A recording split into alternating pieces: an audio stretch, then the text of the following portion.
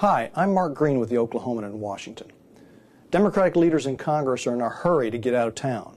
Polls show Republicans with chances to reclaim control of the House and Senate, and Speaker Nancy Pelosi and Majority Leader Harry Reid know the best thing they can do for their majorities is clear the decks so members can get home and start campaigning.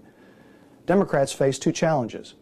Historically, the party that controls the White House loses seats in Congress at the 2-year mark of the president's first term.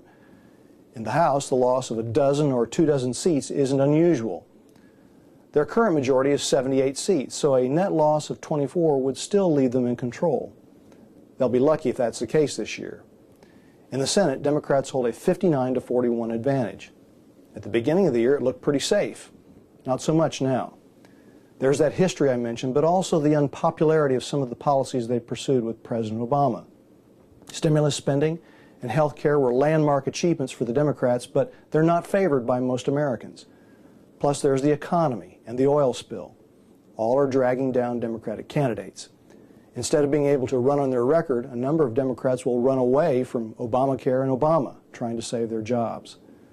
Their goal in the House is to hold losses to those historical averages. For Republicans, they know they're not polling much better than the Democrats. They'll have to offer more to voters than simple opposition to the majority party. Something like the 1994 contract with America could help them turn average midterm gains into something historic, like '94. Keep an eye on developing Senate races. Republicans need to pick up 10 seats for a majority. They're heavily favored in North Dakota and Indiana, where Democrats Byron Dorgan and Evan Bayh are retiring, and in Arkansas, where Blanche Lincoln is way behind in the polls. That's 3. Republicans think they can win 2 others. In Delaware, where GOP Representative Mike Castle is favored to claim Joe Biden's old seat, and Pennsylvania, where Pat Toomey is slightly ahead of Joe Sestak, who knocked off Arlen Specter in the Democratic primary. That's 5. Things get harder from there.